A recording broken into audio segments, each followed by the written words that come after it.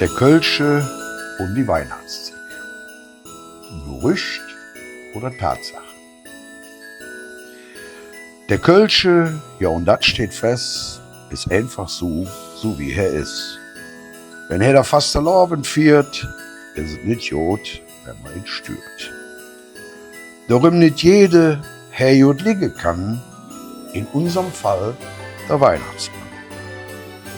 Denn im Grunde mag er Weihnachten nicht, weil das nur seine Fastelavond bricht. Das hätt doch so schön angefangen. Am Heumarkt sind wir all die Jange mit Drum und Tröte, Kölsche Tönen. Wat Wort lebe doch so schön. Am 11.11. ging es los. Um 11.11 ging auf die Post. Die Kneipe voll mit all der Jäcke, die mit Musik durch die Straßen trecke. Und plötzlich wieder zack und aus. Vorbei mit Viere, jetzt ist Paus. Da wo gestern noch ein Trömmelchen ging, steht hück ein Glühweingut am Ring. Dat Viere hier in Kneipe und Straße hätt auch sin Spure hinterlassen. Müll und Fläche liegen überall, dat muss sich ändern, auf jeden Fall. Denn natürlich hätt der Kölsche auch Sinn, was so passiert drumherum. Feuerwehr und Polizei waren mit Großaufgebot dabei.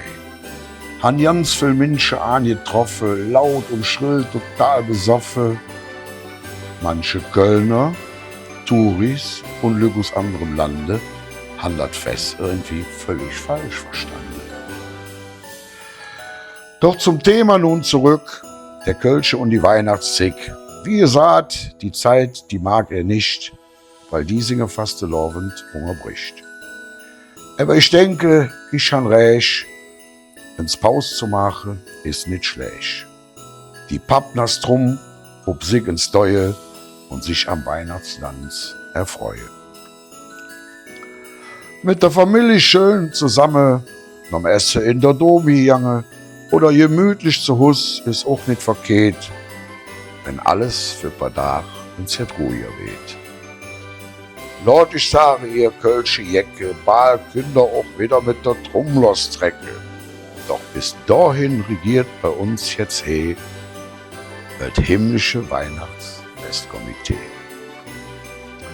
Auch wenn für der Kölsche et Fastelavondsfest das Schönste und das Größte ist, nur Singe und Kölsche Töne im Kopf, die Tromm am liebsten das ganze Jahr geklopp, löf ich, dat auch Weihnachten mach, mit Christkind Klöß und Helier nach.